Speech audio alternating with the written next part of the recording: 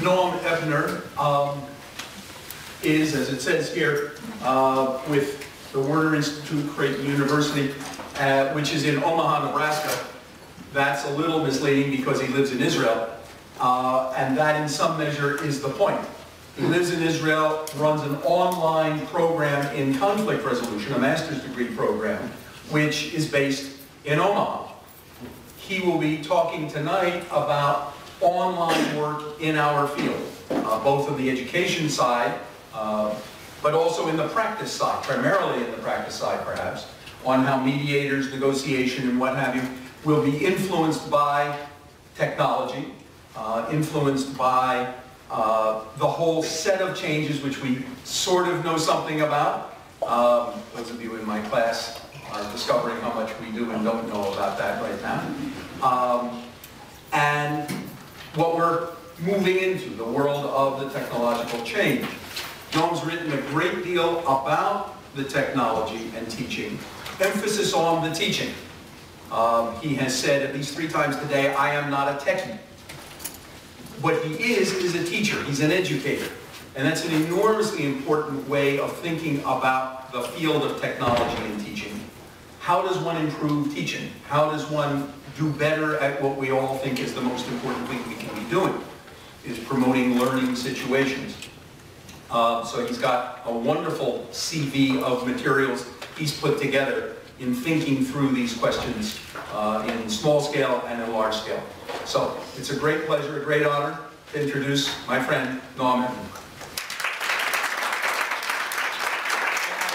I always recognized that you said my friend, and then I knew that you were talking about me, because otherwise it's just, you know, this guy you're saying nice things about.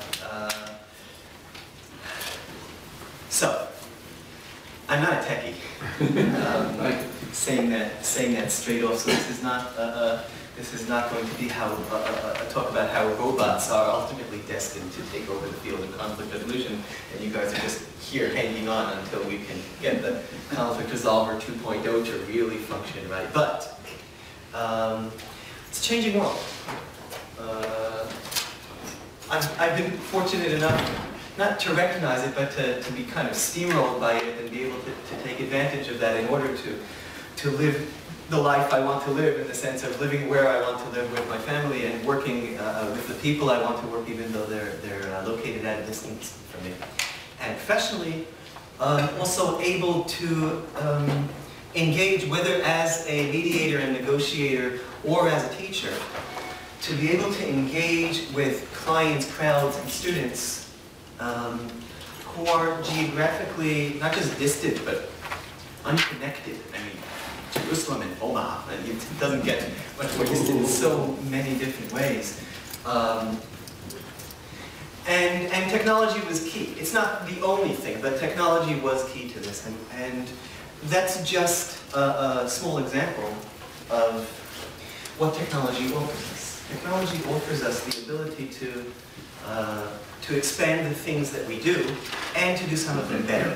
And we're gonna look at some of those things, including looking at some of the ways that technology poses challenges to us in the field of conflict resolution.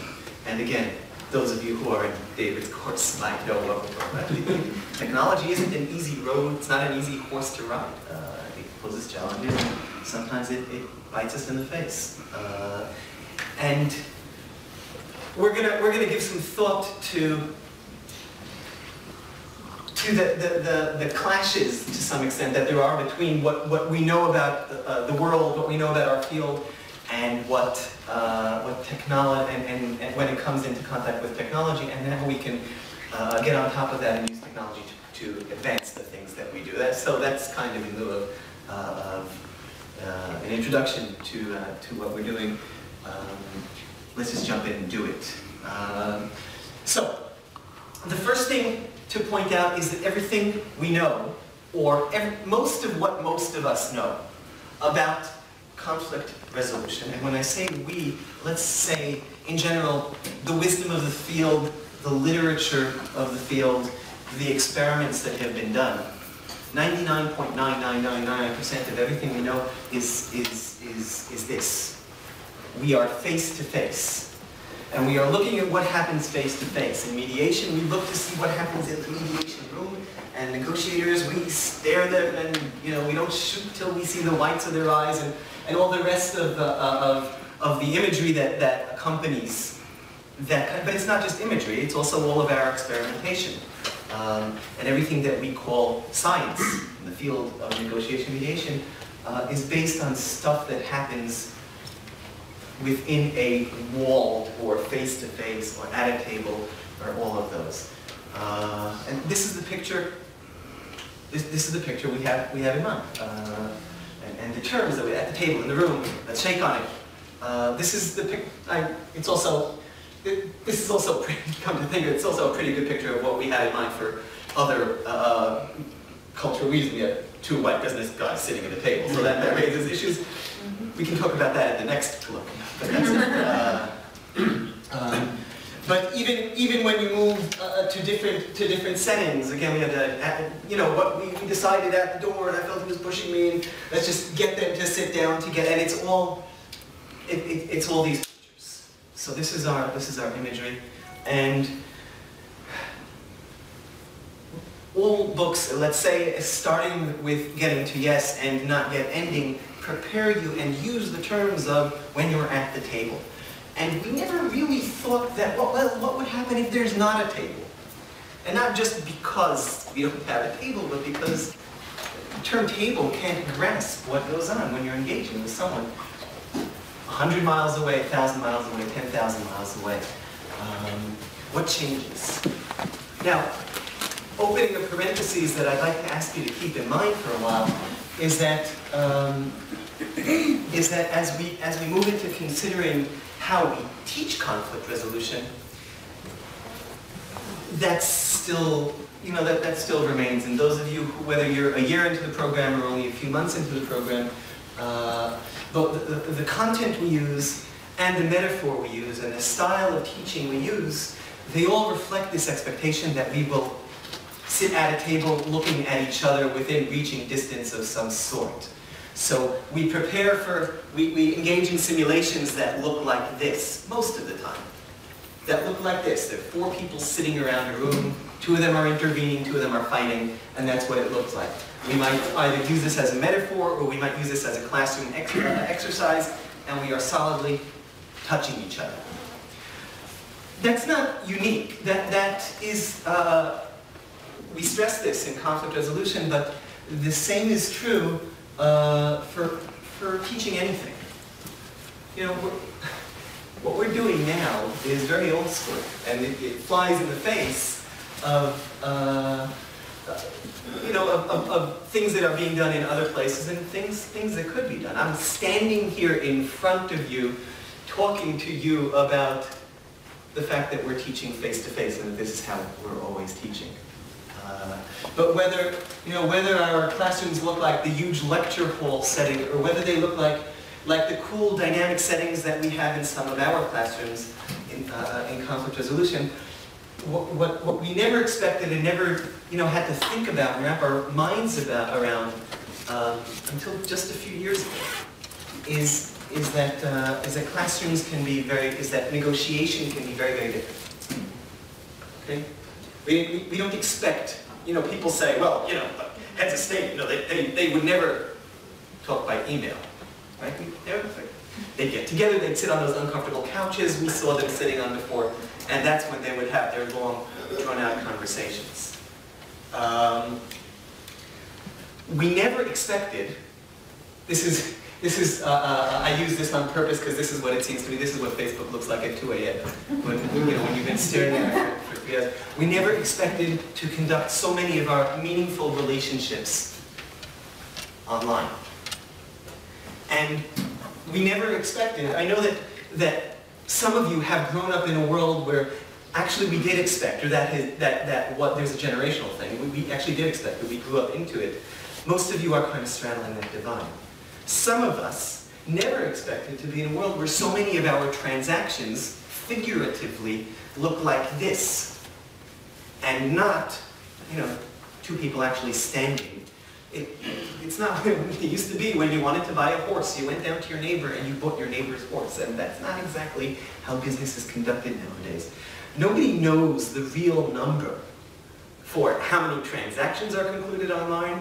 They usually try and estimate it in dollars, and nobody knows the number of that. So they talk about gazillions of dollars in online transactions. No one knows the real number.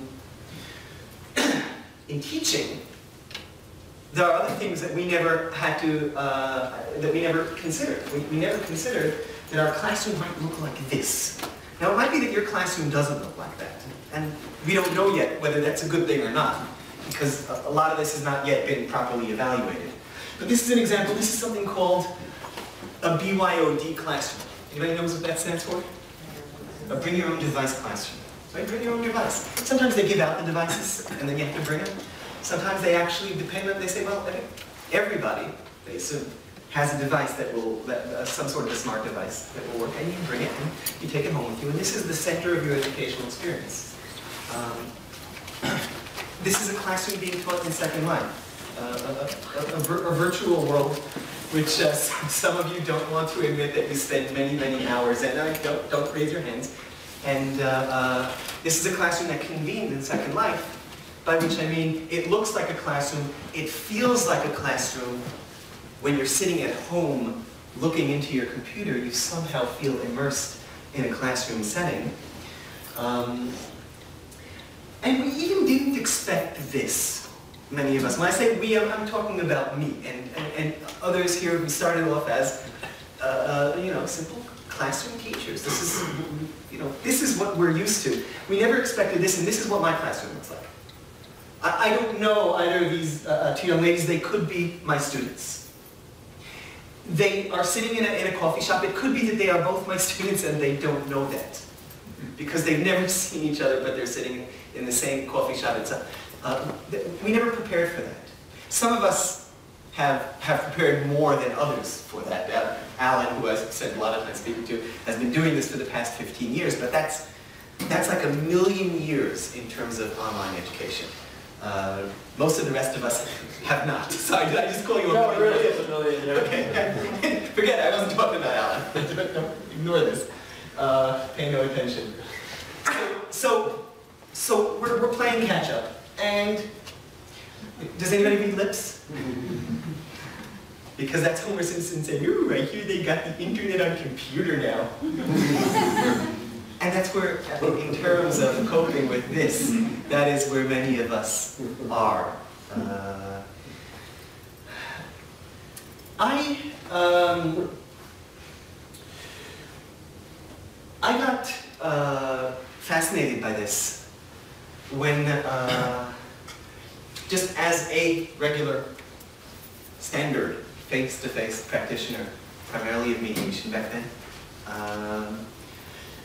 I noticed that I was starting to do some of my business by email just because it started to happen that way.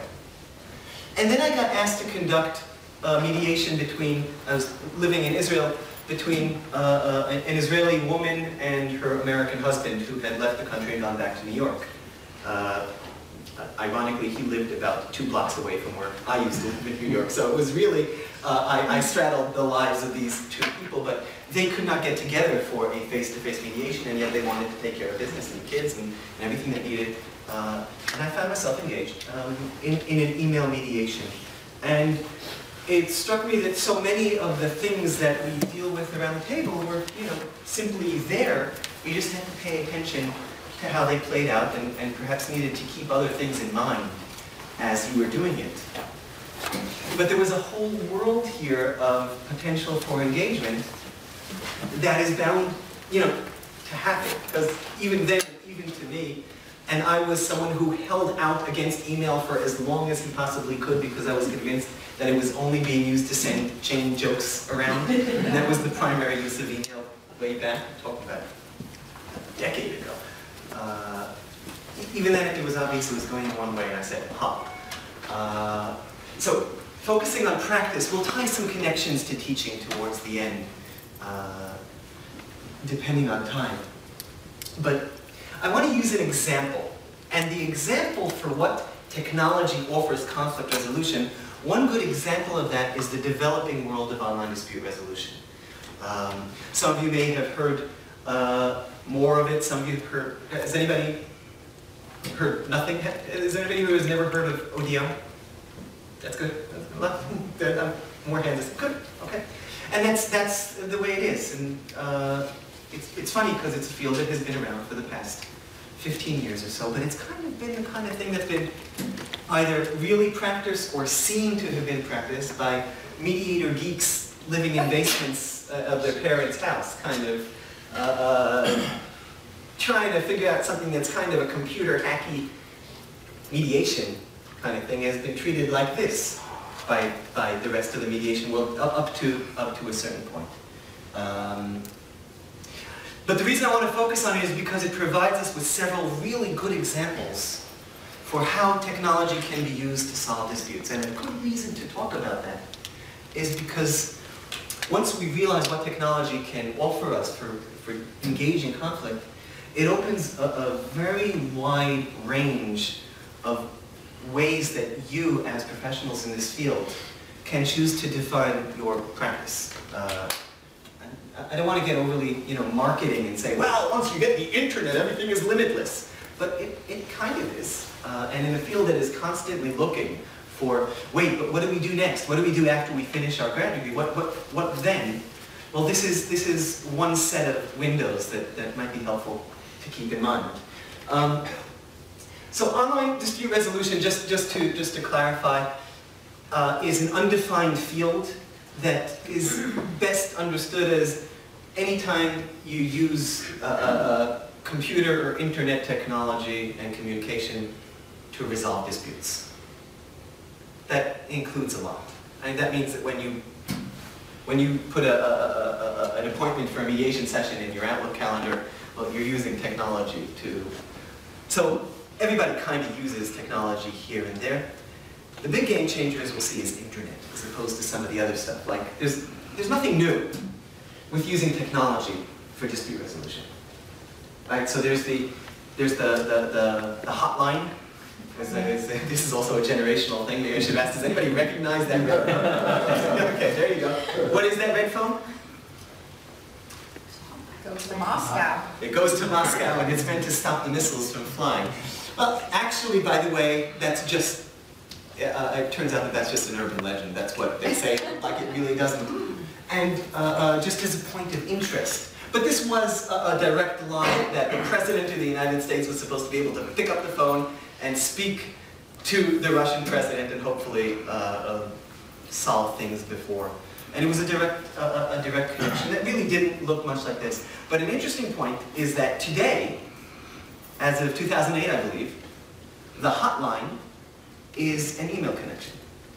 They really do sit. Now, it hasn't been used, but it really is. It is a chat application through which folks on either side verify that it's working, and then it's a secure 2 email addresses at either side. We don't picture it that way, but that's how it works. So we do use technology for this, and here's another use of technology. This is one of my favorite pictures from my part of the world. In one of the successful Middle East peace processes that we've enjoyed is King Hussein of Jordan lighting Yitzhak Rabin's cigarette with a cigarette lighter, which was a very, is it a prop? Is it technology for peace? Rabin was very happy to have that cigarette. It's a peacemaking gesture. So whatever it is, it's a picture that I could put up here and share with you because I really like it. And it's using stuff other than this, which is our main tool. But when the internet came along, something changed. Something changed in many ways for a lot of people. But something that changed for the world of dispute resolution is not just that we figured out that, okay, you can Google stuff now, or okay, whatever it was. This was before Google, of course, but can you imagine an internet world in which there's no Google? How do you do that?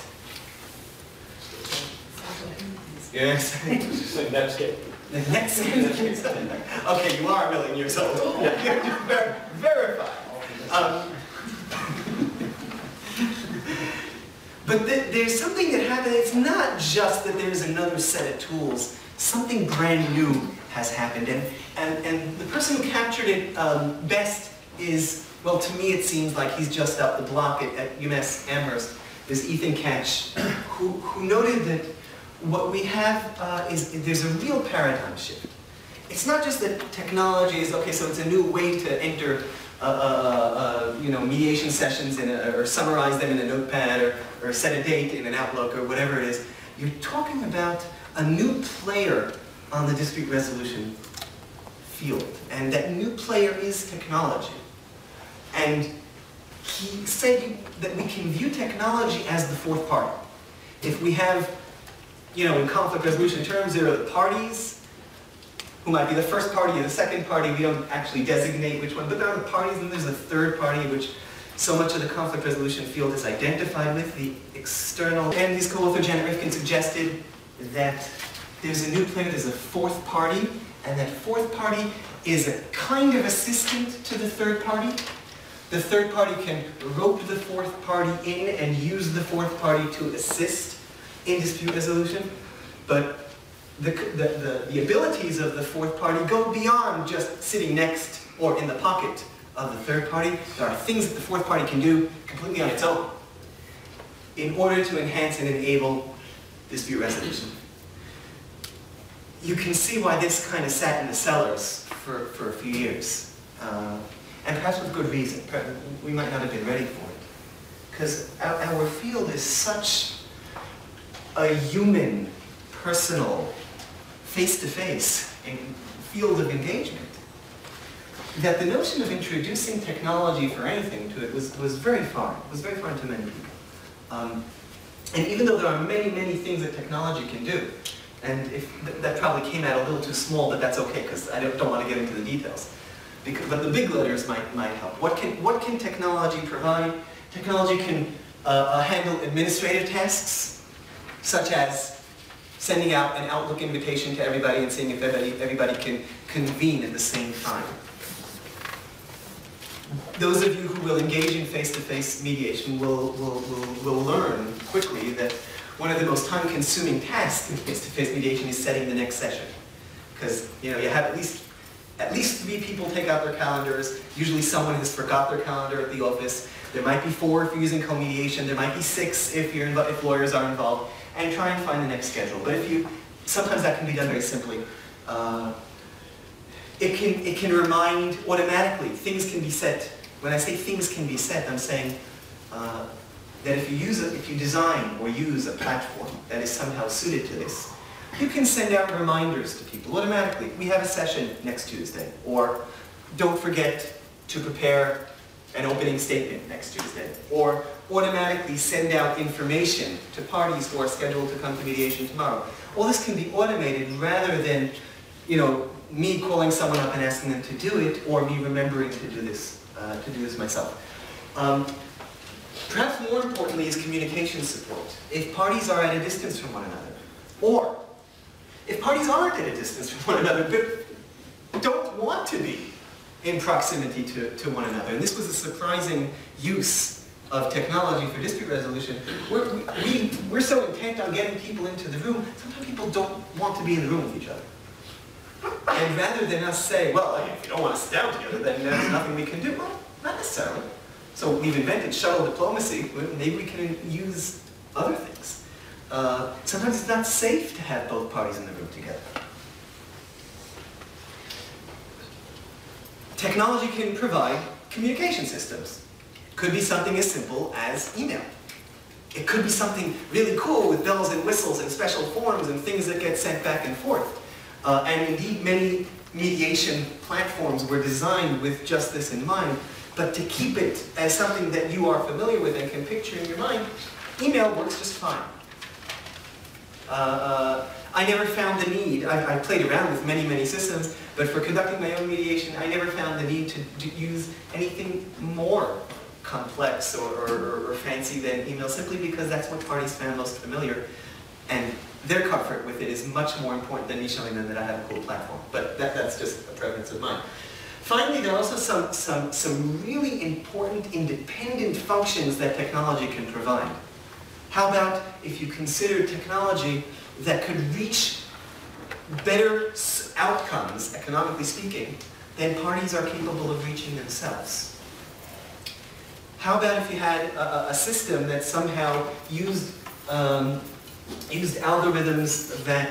that calculated based on party input, that party, data that parties gave them, that would picture the following scene. Okay, parties have negotiated and have reached an agreement, and they've shaken on it. And suddenly, after they've signed the contract, a computer voice comes on. It doesn't have to be a computer voice, and says, "Congratulations on your agreement. Would you like me to offer you an agreement that you might like even better? If you agree to this agreement, to this new agreement, we can sign on that. If not, you already have your default agreement. What do you say?" And parties can either say, "No, we're cool with this. We really like this." Or they can say, "Yeah, make us an offer." And then perhaps the computer would say, if you did X and you did Y based on the input that you gave us earlier, you'd be you'd be X% happier with your outcome than you are now. And parties might look at that and say, "Oh, you're right, we didn't think of that."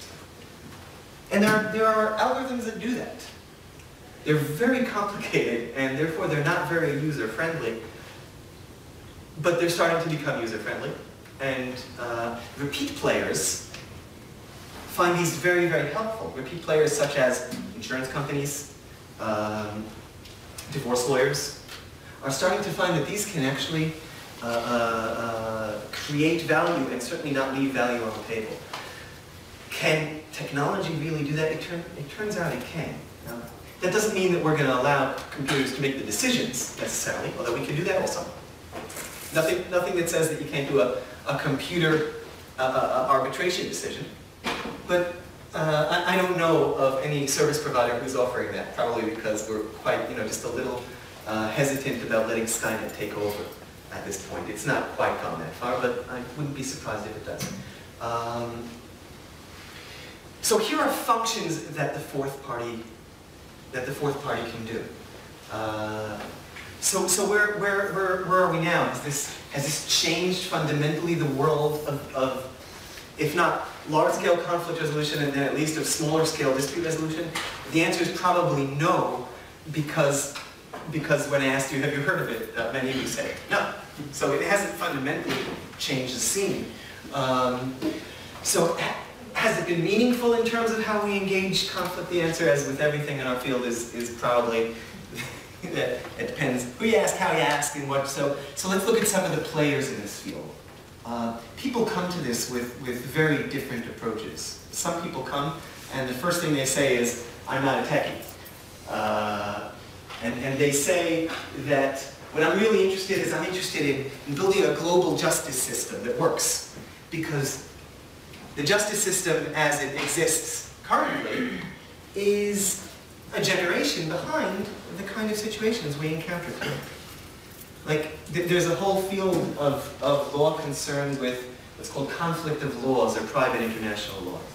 What happens when a Dutch ship, with a French captain rams a barge loaded with a shipment from Israel bound to Omaha?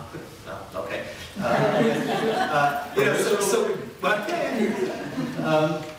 And then the questions are, these long, laborious discussions over what law governs the situation. Is it the law of the State of Israel? Is it the law of the State of Omaha? Is it some international global law?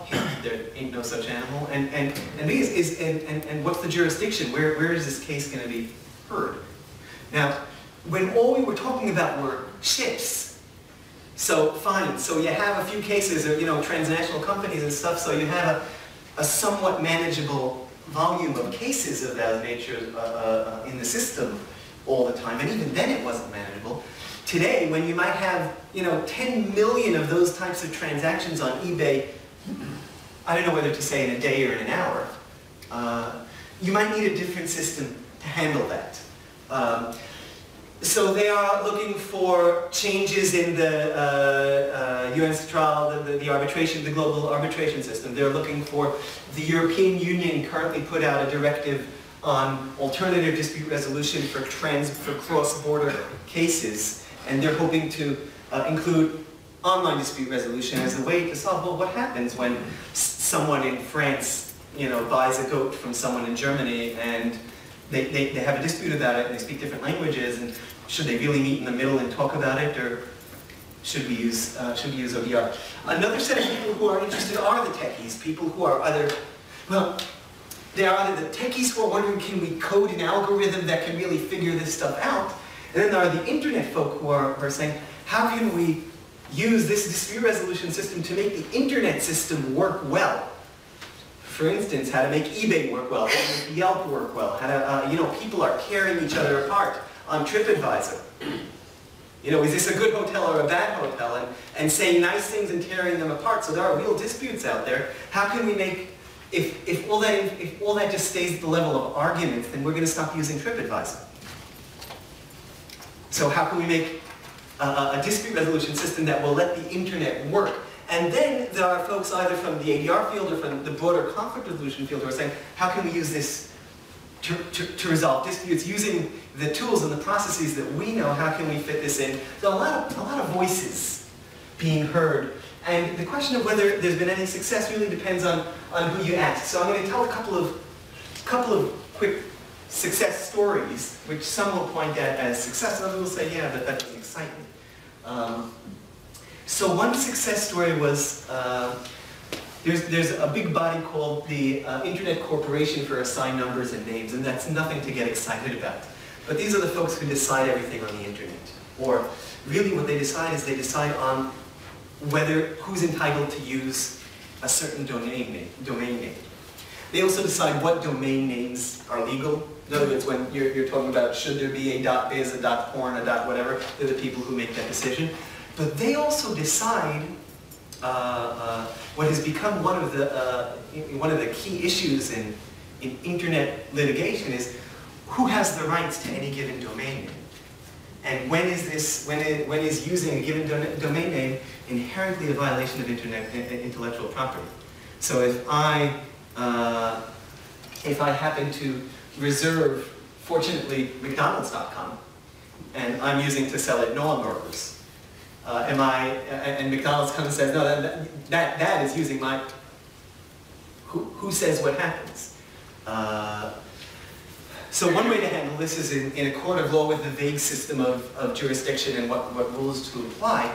What ICANN did, and this was very early on, this was in 1999, was to decide that all these cases, which were a very big thing in 1999, would be settled by an online arbitration process in which parties would, basically by email, although there are different systems for doing it, submit their claims and submit their whatever proof they had, and a panel would convene by electronically at a distance to one another and submit. Folks wouldn't see each other. Claims would be resolved quickly because that's the nature of these things. They needed to be resolved quickly. And you can look up their decisions online. It's just one I pulled off. You have Star Wars and you have Lego. And you have Lego Star Wars, and then a guy had Lego Star Wars 21, right? And that's good because Lego Star Wars 21. You can say I'm 21 years old. That's my tag. It's my personal stuff. Yeah, I happen to be selling Lego stuff on it, but I'm not using. I'm not trying to confuse anybody or steal from anybody. And this guy got sued or called into internet arbitration by Lego and by Star Wars. You got to choose your enemy when you go. You don't want to. Quite a number of cases have been with Lucasfilms for some reason. So the global justice system actually think this is a serious. It's not just the global network is being decided by ODR. It's the very basis of internet governance is being decided by ODR. That's a pretty exciting thing for those folks. Another case, and this is by far the most fantastic success, is the eBay dispute resolution system, which, has anybody here encountered it personally? You've encountered it? Anybody else? Buyer or seller? Buyer. You were buying? Seller. And a seller, okay, so it serves, I'm not going to ask the details unless anybody wants to tell a story. Want to tell a story? Sure, I sold some auto parts and was very, very specific about the part numbers and what they fit, but you know, it was definitely a run of this car where the parts changed frequently. So I was very clear about, you know, make sure you match the part number to the vehicle number. And, you know, the guy got them and said, these don't fit my car, you owe me all this money, you gotta send it back. And so, you know, I very kindly offered, well, I'll send them back, but you have to pay shipping, which basically is about what you paid me. Yeah. So I don't see the point in sending them back, but I'll do it. And so he filed a dispute and blah, blah, blah.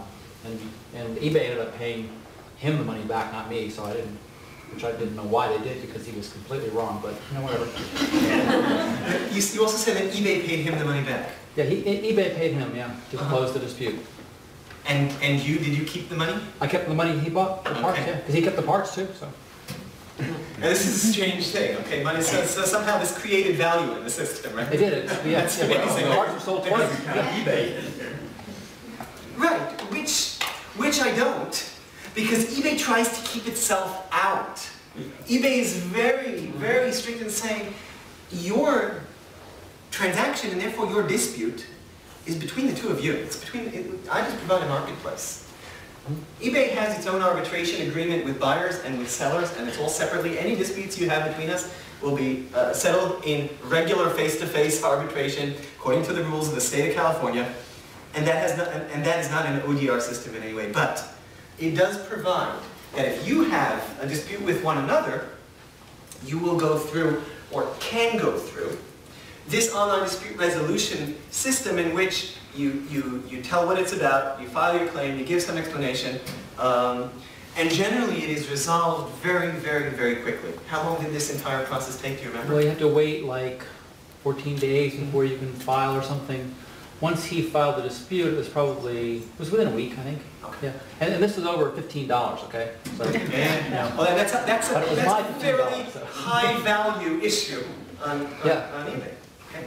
Now, a few things about this. One is, note why I said, you know, eBay developed this not because they had to. They were not liable here for anything.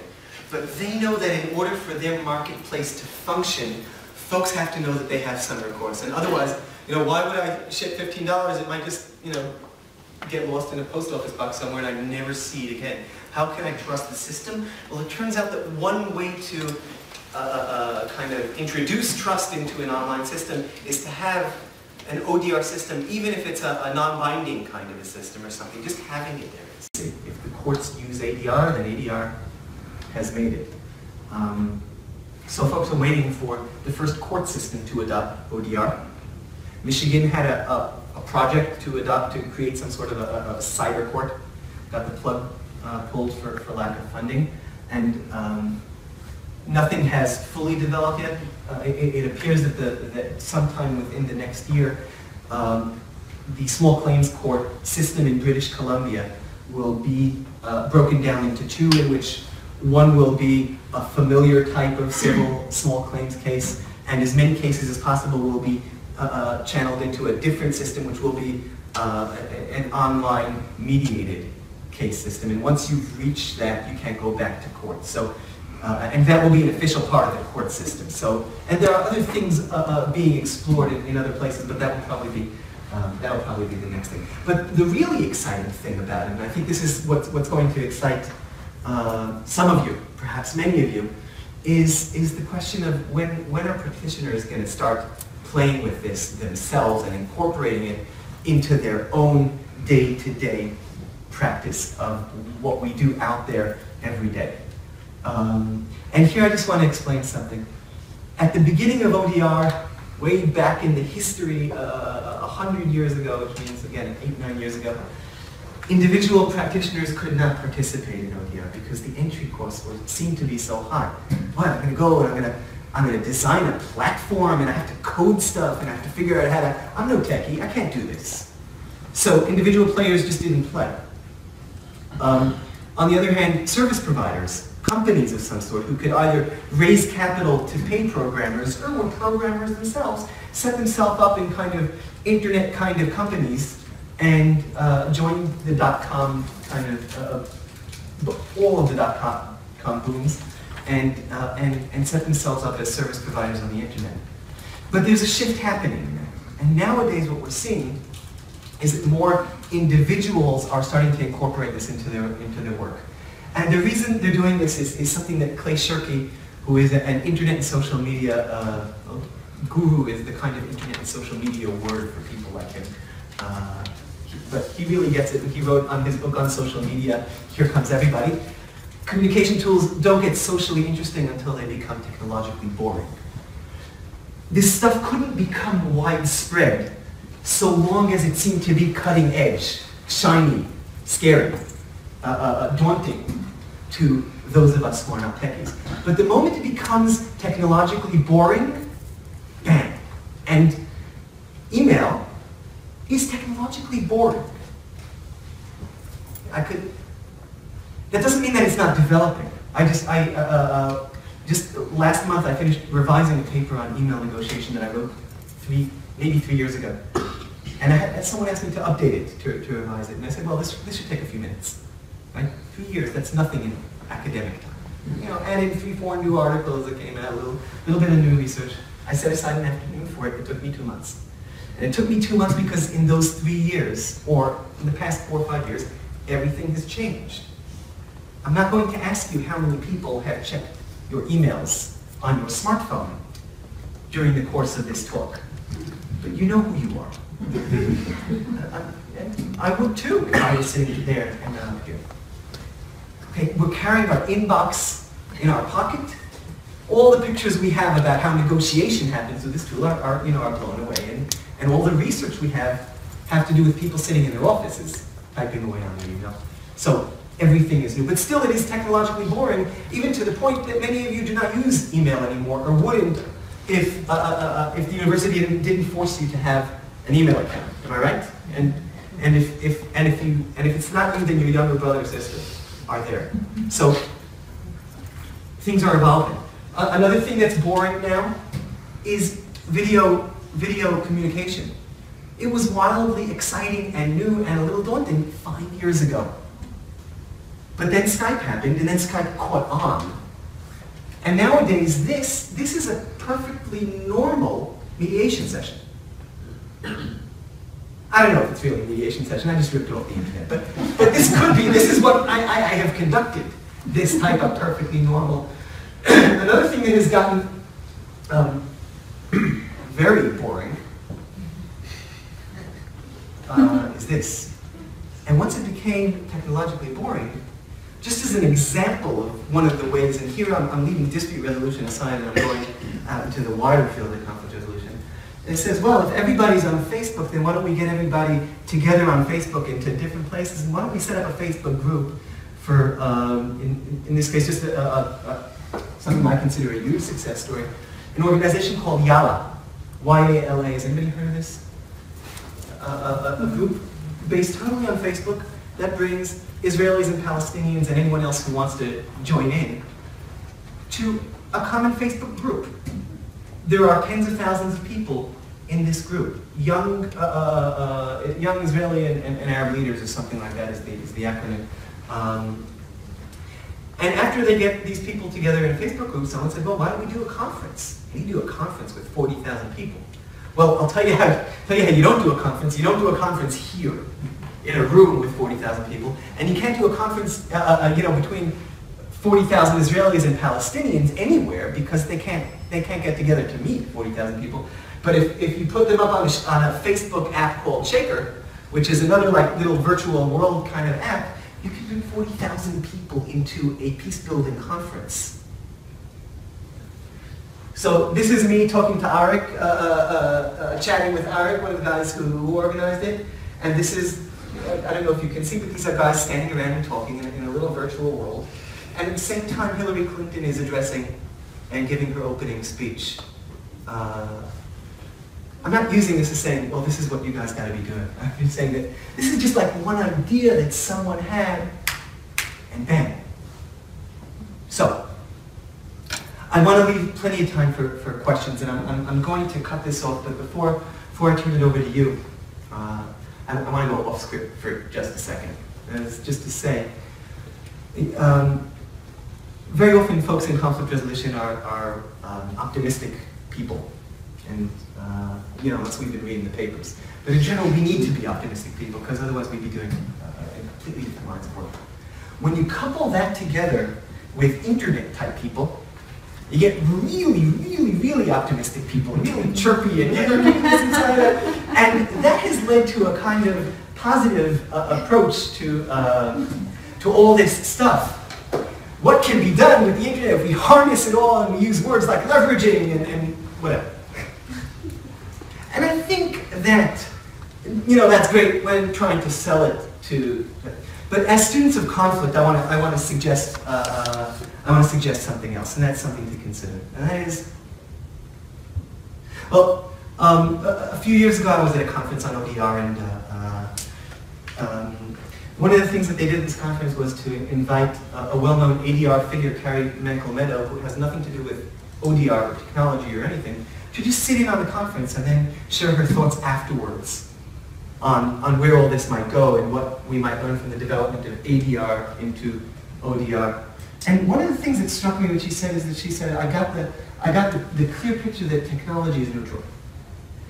Technology, it's all neutral. It really is a question of how we use it, who the man behind the curtain is, and how we, or woman, and how they operate that technology. This seemed to me to be very, very insensitive, given that this was the very same day that Terminator 4 Salvation, an excellent documentary, opened in the theaters. And it seems like, well, technology isn't always neutral. But her point does seem valid, at least to this extent. It really isn't how we use it.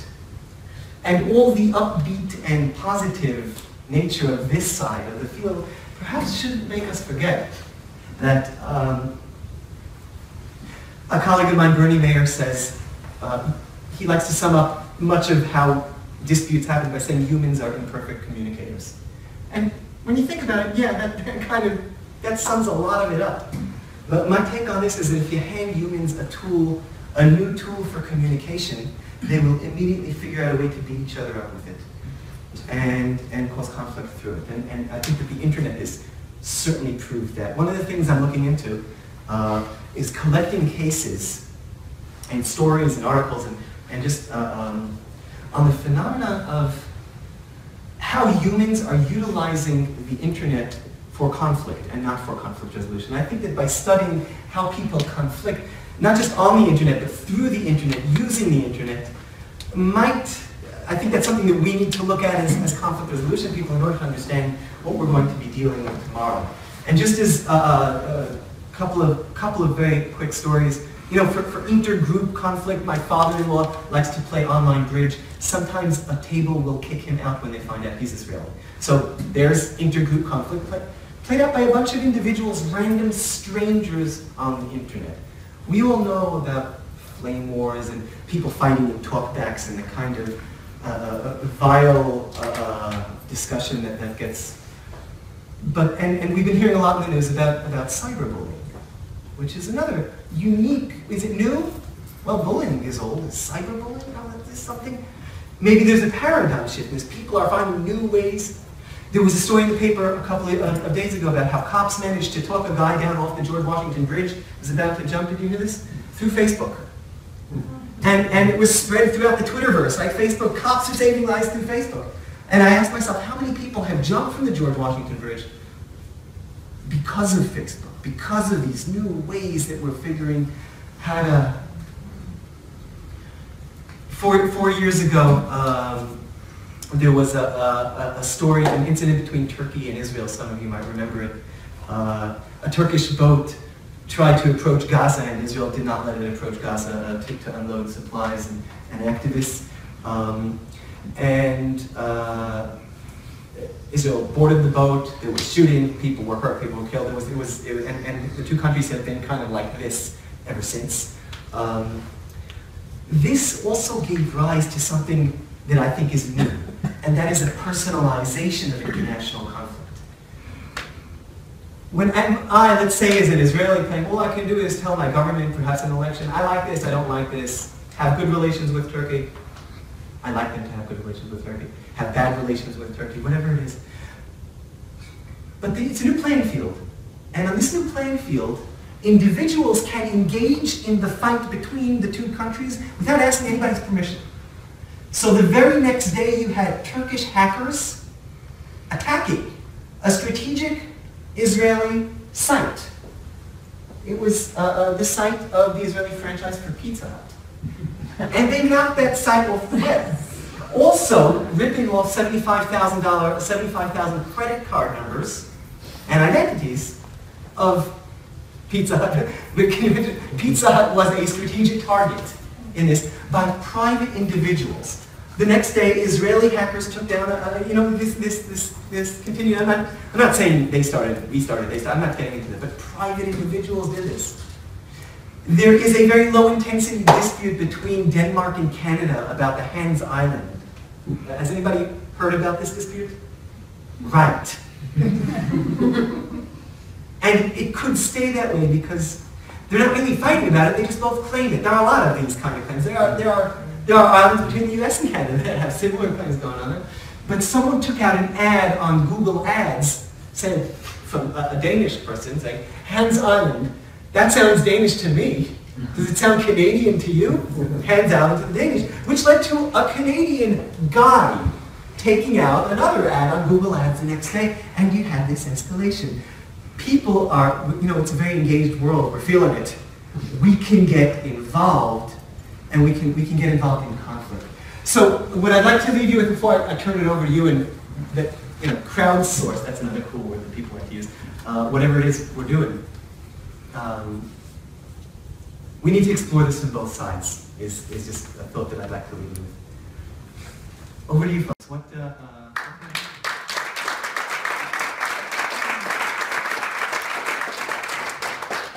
Before we start taking questions, let me just remind folks to know that some people have class at 7, so we will stop at 10 of sharp, so you don't have to worry about getting to class. Gotcha, I apologize for running on. Go. Set this up as a system, we need to enhance access. Is that what you're asking? Sort of. Oh, then say it better than I did.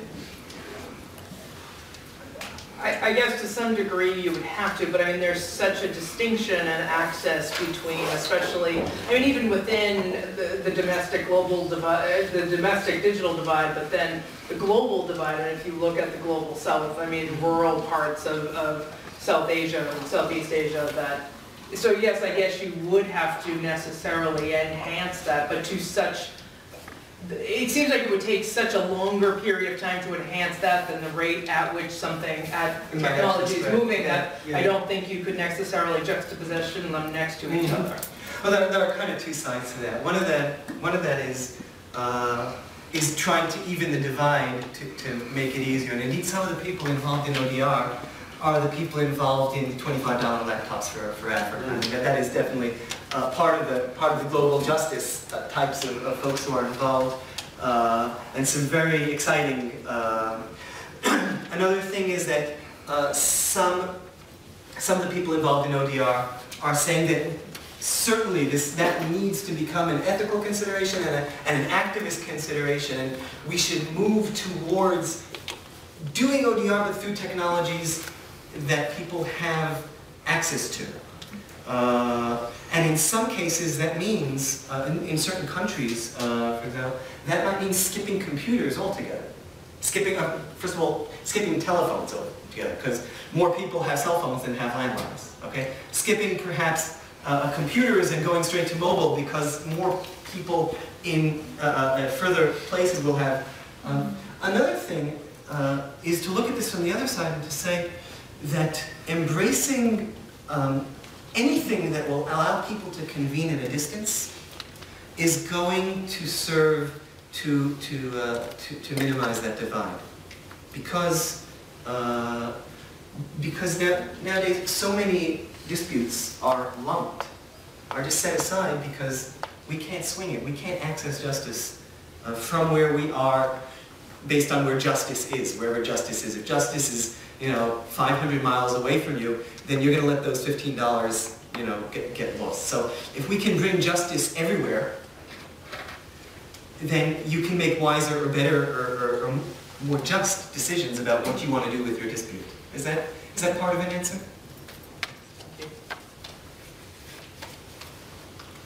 Sorry, Darren had his hands up, he's waiting. Just a quick follow-up on your point on Facebook. My wife mediates in high schools here, and she said more than half of the disputes are because some kid posts something else on Facebook, you know, against one or the other. Is there any, I mean, Facebook is so much bigger in so many ways. The eBay model seems like it would be really hard to transfer something like that, you know, on Facebook for there to be like a little click saying, need a mediator, click here or something. You know, it seems it's too massive, there's just too many users. But are you hearing anything on sort of Facebook as a platform for mediation? Well, let me answer that in two parts. One is that as with the Facebook being too massive, Colin likes to say about eBay that if eBay were a country, it would be the 5th largest country based on its, you know, its marketplace of users. It would be the 5th largest country in the world. So eBay is fairly massive. Yeah, Facebook is massive here. And a lot of people have said things like, yeah, we need to figure out how to, but nobody's done that. A lot of people, including Colin, who has done, yeah, I'm talking to him, but that magic combination of factors that would allow you to set up a system. And just the Facebook, for eBay, I mentioned that, you know, there's the PayPal, there's the system, and there's the rating system, which allows you to balance out transactions, without getting into detail. That same array of balances of who stands to lose what doesn't really exist in the same, or in a way that anyone could figure out so far on Facebook. So that's why there's, I think that's why we haven't seen a Facebook dispute resolution process. Are people using Facebook to resolve disputes? I mean, I have, not, it's not my preferred platform, but have things I've done on Facebook been related to all over the place? Do kids, and talk to your wife about this, how many are the disputes that originate on Facebook, are they ever resolved on Facebook somehow? And I bet if you asked it that way, she'll have some answers. And kids figure that out a lot better than we do. So sometimes it'll be, you know, a resolution is unfriending someone. That might be a resolution. A resolution might be through the messaging system. You can reach a resolution that way. Ask your wife. I think that's good advice for everyone. So maybe I apologize in advance if I'm not sort of jumping on the bandwagon totally fully, but I'm thinking about some of what, going back to your opening about when we're at the table, or what happens when there's no table, or when, not just because we're not at the table, but because there's no table. And some of the sort of opportunities of being at the table and things that are lost if that's not there. And I'm wondering how ODR tries to deal with those challenges and things. I'm thinking about, like, when you actually get people together, it demonstrates a certain level of sort of like commitment or investment, or you have the opportunity to look at body language, or you have this sort of schmoozy time before and after, or you get a sort of clearer signaling of, you know, someone's not just sort of like checking their email on their computer at the same time they're actually there and they're looking, and you can tell if they are or not, or to a certain degree. And I know there's opportunities in the other way, but what is being done to try to address those gaps? Well, the answer is, first of all, that those are very solid, either challengers or non-jumping on the bandwagons, and they're right. I mean, you lose something, or at least based on how we've lived our lives so far, and how we've received and transmitted information, and how we've been trained as mediators and negotiators, we lose stuff. We're missing stuff. It could be that in order to function well in through different online media, we need to develop a new toolbox. And that new toolbox might include new ways of listening, but online listening, and new ways of transmitting, online transmitting, in order to make messages be clear. It might mean a new kind of reading that allows us, as you say, I can't read body language and bodily cues, I don't know if someone's telling a joke or not. Well, maybe if we trained ourselves for a different kind of between the words and between the letters listening, maybe we could get better at that. I'd like to think that we can. Will it ever be perfect? No. So maybe as Sheldon Cooper has asked, like, couldn't someone just raise a sarcasm sign that we make things a lot? And then he asked, you have a sarcasm sign? So it's sarcasm, so you can miss it. But maybe that could be maybe that could be a tool. Maybe there could be a humor button then, because I'm about to tell a joke. Maybe. I know a lot of situations that could have benefited that were messed up by that joke. But I think, again, two overall lenses. One, go ask Professor Q's wife. Second of all is, if you do things intentionally, in other words, if you realize, I am now in an email conversation with someone, this is a serious conversation. Let's say you're in a negotiation with someone.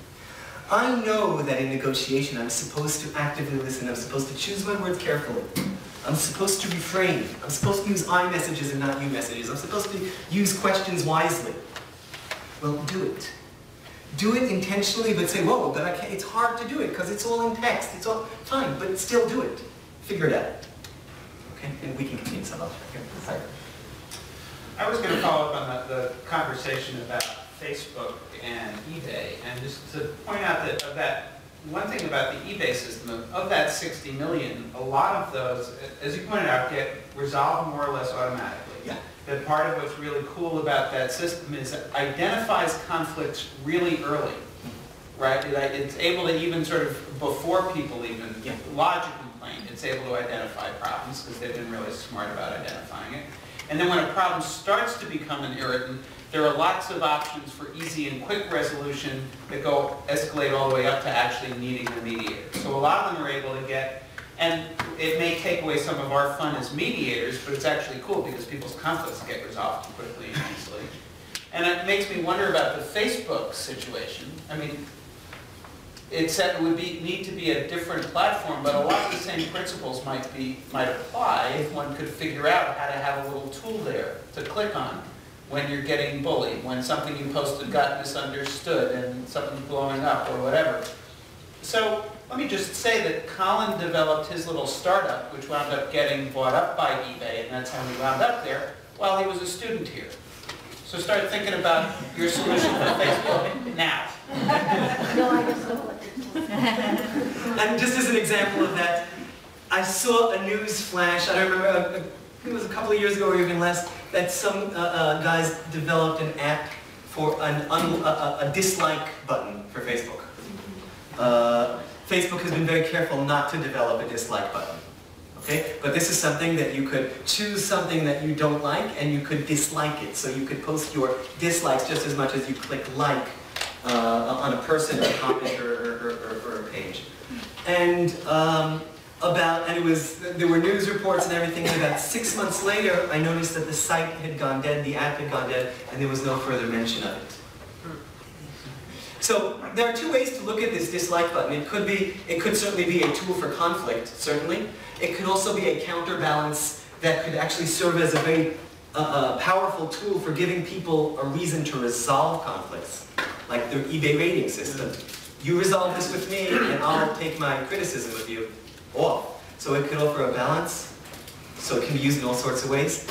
My secret suspicion is that these folks got bought off because Facebook did not want a dislike button and it disappeared. So I wonder how that happened. So maybe what I'm saying is, if you do, no matter what you develop, it might have value in one way or another. Thank you, Noam.